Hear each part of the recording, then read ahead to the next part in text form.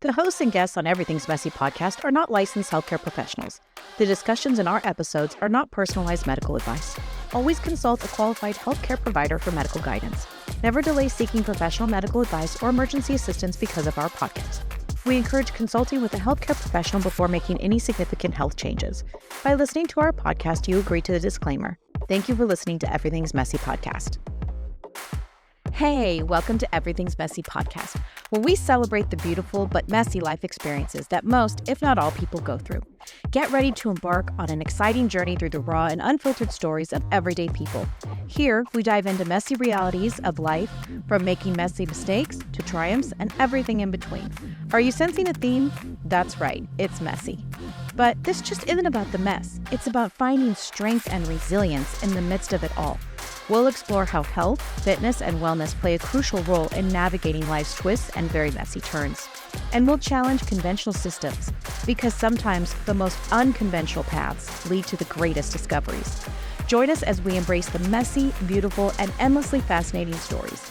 Each episode is a testament to the power of our messy journeys and the beauty that emerges from the mess. So grab your favorite beverage, coffee, sparkling water, whatever it may be, and prepare to be inspired. Are you ready? Let's get messy. Hey everyone, welcome back to another episode of Everything's Messy podcast. I am your messy host, Sarah. Okay, today is going to be kind of crazy. Bear with me. I have a topic that I just kind of want to just lightly brush the surface with and kind of get your feedback on it, because I'm seeing it a lot everywhere. I'm seeing it. People are talking about it, and I feel like it's here. And so we need to jump on it and just, if anything, have an idea of what it is and what it looks like for us. So first, check out my new hat. It's Everything's Messy, made by my wonderful husband. I'm so excited. I love it so much. And of course, I love pink. So there's that. Okay, so the question for today is, how is AI going to change the medical field? It's a big topic, I know. People are talking about it, though. And of course, I have a personal experience with this. And I think, okay, think what you want about AI. It's here. Doesn't necessarily we have to embrace it. Doesn't mean that we shouldn't use it or we can use it. That's not what I'm really talking about.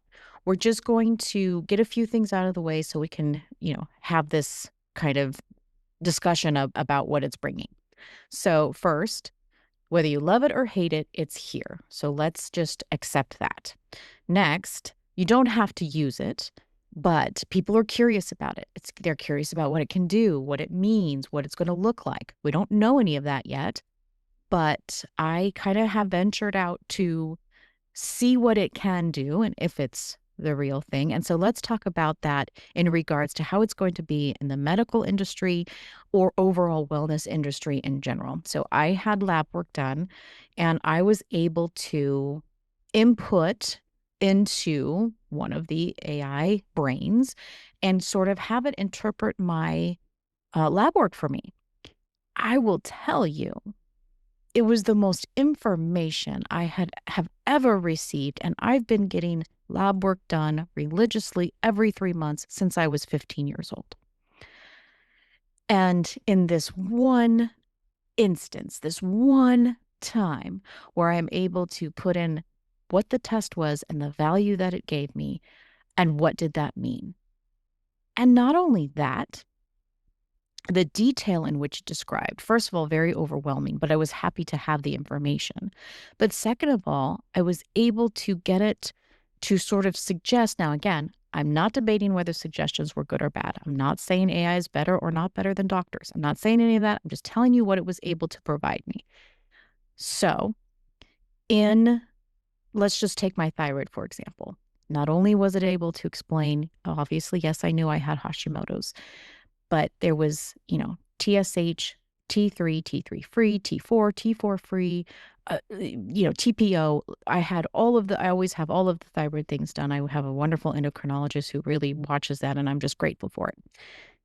And I will say, in a nutshell, most of what was said through the AI, my doctor has already said to me, but with a caveat of, and this is a very helpful part for me, it was able to tell me how, not only which supplements I should use to support it, how much, when I should take it, when it was optimal to take it, and what I didn't need that I was already taking because it would be counterproductive.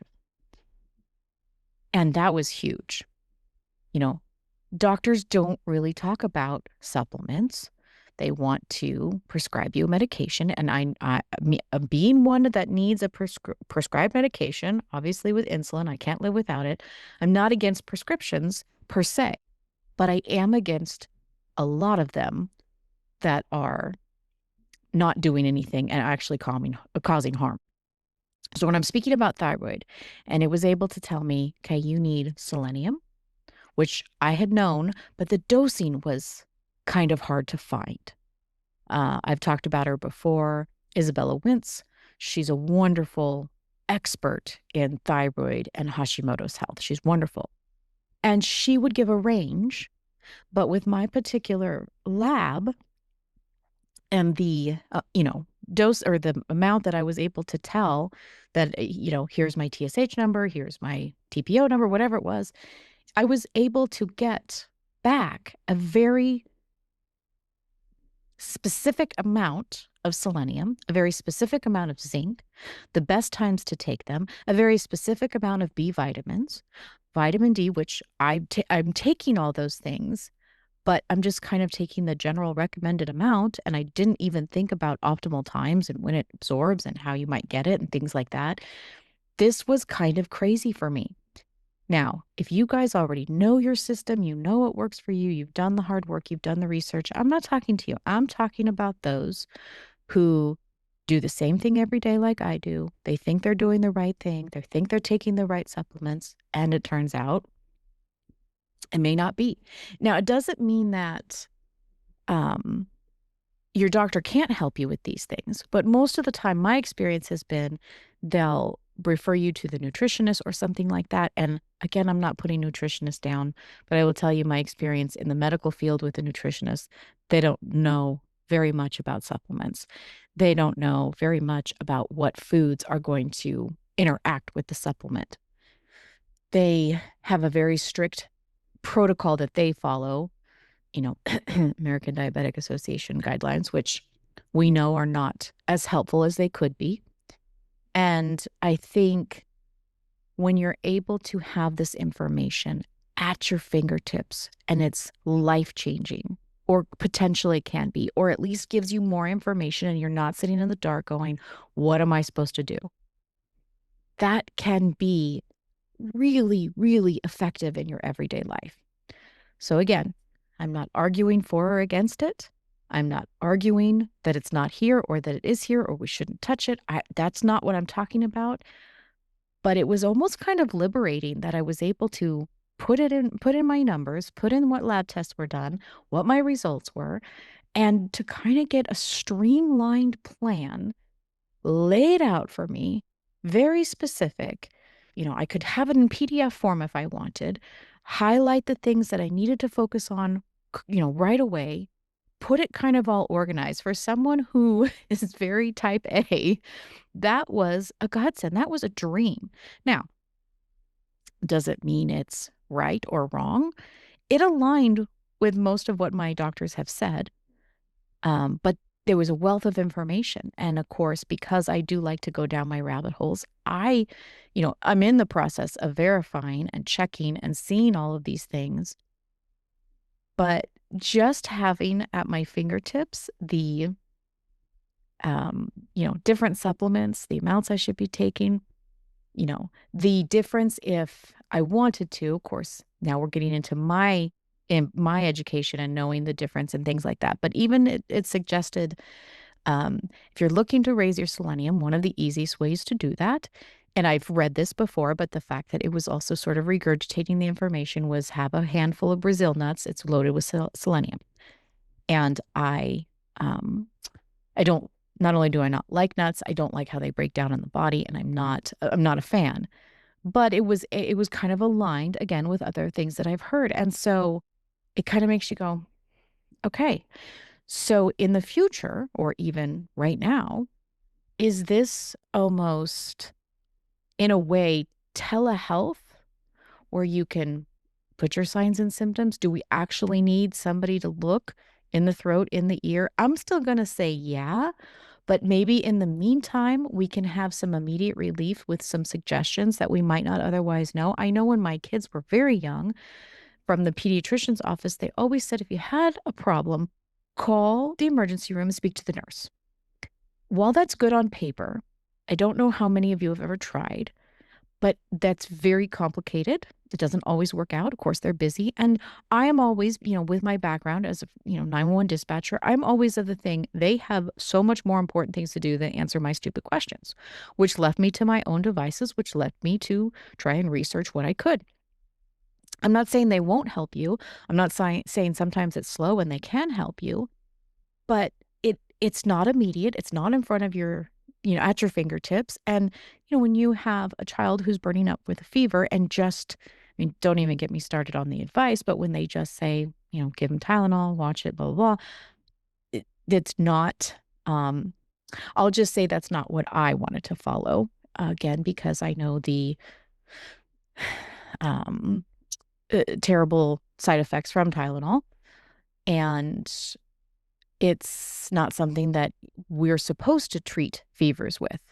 The fever means there's an infection going on in the body. The fever is there to try and encapsulate the infection and try to dispel it out of the body. And if we do something to circumvent that, and again, I realize high fevers are dangerous. Seizures can happen, especially in a baby, and the babies can't tell you what's going on. I understand we just want to soothe. I'm not Monday morning quarterbacking anybody that chooses this route. I did a couple of times, absolutely. But it's what is deeper. Remember, we always talk about the root cause. What is deeper? What's going on? We don't just want to slap a Band-Aid on it and forget about what's happening. And I think this maybe almost implores us to go deeper so we can figure out what is happening in the body for there to be a fever, right? The other thing that I think when we're talking about AI is, yeah, it can be not only addicting, but then we start relying on it for everything. And I don't want to do that either. We have brains. We were given brains by God to go and figure out what the right thing to do is. But sometimes it's overwhelming. Sometimes it's nice to have some help. Sometimes it's nice, if you have, a family member that is a doctor, which I happen to, and it was nice when I was going through my heart attack, I was able to call my cousin and her husband and say, hey, I have this question. I have this question. That was really, really a, blessing for me because a lot of people don't have that. And they're set, just left to sit and wonder what's going to happen to them. What am I supposed to do? And so because a lot of us don't have that avenue to depend on, we kind of might again, it doesn't mean that you're going to do everything that it suggests, but just having that information that might even just bring you that small amount of comfort in that time. I don't know. I don't know. Again, I'm not really debating the idea of it or is it good or bad. I'm simply just saying, here it is. Here is this information. It's out there. Now, I don't um, I don't go in with pages and pages to my endocrinologist and in an insulting way, I'm smarter than you because even though you went to medical school, here my AI says this. No, I'm not acting that way in any way, shape, or form. But for my own benefit, for my own information, right? Because what do I always say? Be your own self-advocate. So there's nothing wrong with you educating yourself in whatever ailment that you're struggling with and finding out more information, because then you might actually have a different conversation with your doctor and refer to him as, what he might say. But then maybe you'll be able to say, I don't know. What about this? Again, not in a challenging way, not disrespecting him in his many years that he went to medical school, but in a way to say, I read this, or what do you think about this? Again, it's open conversation, it's open dialogue. It's going to help you understand whatever you're struggling with or a family member of yours that's struggling with it. And I think the most important thing is, again, the self-advocacy and the self-education, right? I had my best friend on here a couple of weeks ago, right? She has a BSRN, went through many, not many, but a few years to get that. And now she's becoming a nurse practitioner. I would not ever say I know more than you do because she's done the clinicals, she's done the research, she's done but I do know I can say about specific topics like nutrition, which I have my opinions about that and my own body responding to treatment in that way, and supplements and different outside of the norm of the conventional medicine, what you can do, the cold plunging, the red light therapy, the grounding, working on your circadian rhythm. Those are not conversations I ever had with a doctor. Doesn't mean that those doctors aren't out there, but I never had those conversations. When it was especially talking about fixing hormones, they never talked about cortisol poisoning or how your hips might hurt when you're in perimenopause or all of these different things, mostly because they didn't have time, right? That's not the way the system is designed. But I just so desperately wanted an answer with what was going on with me. The more I could find, the more it would lead me in a direction where I might find another answer, mostly another rabbit hole, but I was able to build up an arsenal of information and try to understand and treat my body accordingly. I'm not saying this takes the place of doctors at all, but it does make the patient maybe a little more informed. And that is a good thing. That is a positive thing. I absolutely encourage you to be the most informed you can be on yourself and possibly what you're dealing with, because that's going to change the trajectory of the treatment. That's going to change the trajectory of what you feel about what you're doing. I have a hard time with people who say, I don't care what's wrong with me. Just tell me which pill I need to take. Tell me what I can't eat. And that's all I want to do. They're selling themselves so short. I'm not saying you have to jump in and be a wellness advocate and have a podcast and, have a wellness certificate or a neuroscience certificate. I'm not saying that. But you shouldn't throw your hands up and surrender and let somebody else have complete autonomy over what's happening with your body and what's going on and what they're putting in your body without asking the right questions or knowing the information or being very well informed on a decision to make the right decision for you. That's what I'm saying. And if AI can help with that a little bit, doesn't that put us in a better position? I don't know. I think it kind of does. Again, I don't quite understand it. Sometimes I'm like, we're all going to stop thinking on our own. For me, I've used it as this is what I study more and I think more. It just keeps leading me and leading me. Um, and I feel like if we can continue to read peer reviews, if we continue to read journals, if we continue to read things that are put out by people who are actually doing it, that coupled with just decent information that sort of is put in plain speak so we can understand it and kind of mesh it together, I think we're going to be sitting prettier. What I always say, there's a place for conventional medicine, there's a place for unconventional medicine, and the two need to merge. We need to have a much more balanced system. Here, the conventional part can look at just that system. That's great.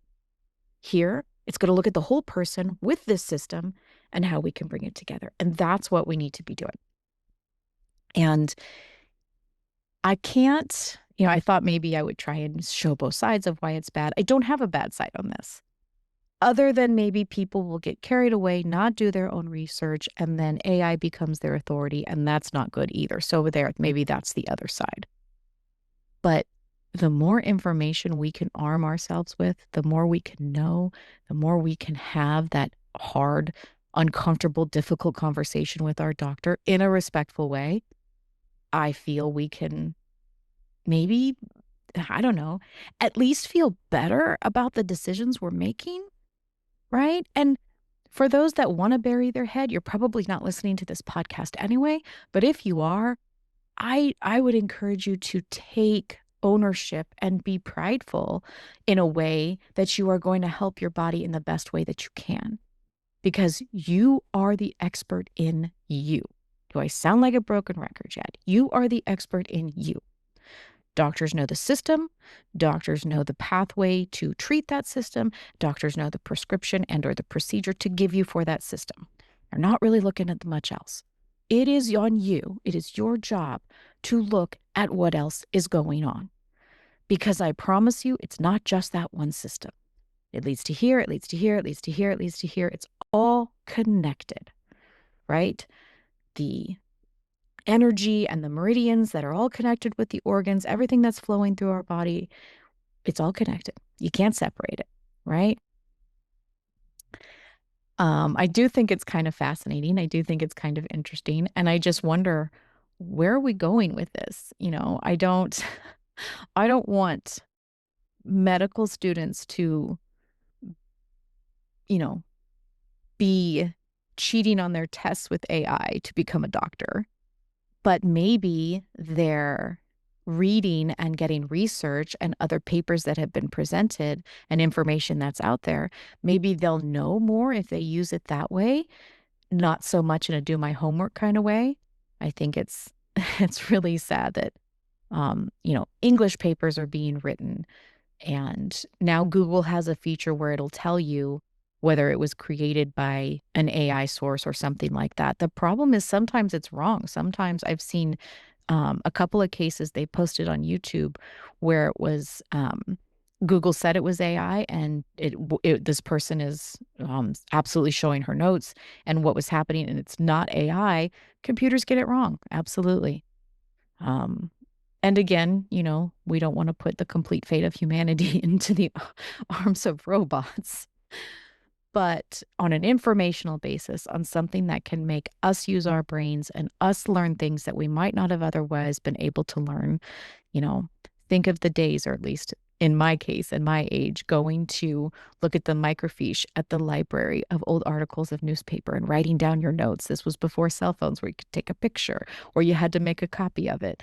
We've come a long way, and some might say, okay, we're getting a little too much with information. Maybe ignorance is bliss. And I agree with some of that too. But when it comes to wellness, when it comes to our bodies, when it comes to trying to make the most informed decisions that we can do, that is where I think maybe we can shine alongside with it or ahead of it. But at least in making decisions for ourselves or maybe helping family members or friends, this is, I think, a good way. So that is my take today. It's not really, it is wellness. It's about imploring yourself to be your self-advocate, but we don't, talk about technology so much on this show. But I do think it's interesting. I think it will, time will tell and we'll see. But maybe it, some good can come out of it instead of just robots take over the world, because I don't want robots to be podcasting, right? We have to have inflection and our own opinions and views and ideas, and this is where it's at. So thanks so much for listening to Everything's Messy Podcast. See you later. Thanks for listening to Everything's Messy Podcast. Whew, if you made it this far, give yourself a gold star or at least a nap. Honestly, if you showed up today and you were listening, you've already crushed it. I'm so grateful for you listening. If anything hit home, share it, tag me, write it on a sticky note. I don't care. Just don't keep all of this messy goodness to yourself. You can find me on Instagram at Everything's Messy Wellness, or over at my website, everythingsmessywellness.com, where I've got resources, coaching, and probably a new rant about blood sugar or something that's just nonsense. It's all waiting for you. Check out my YouTube channel. I've got all of my podcast episodes up there, and I'm on X at Everything's Mess. Or if you just want to send me an email, Sarah at everythingsmessywellness.com. Look, until next time, hydrate, take no crap, and as always, keep it messy.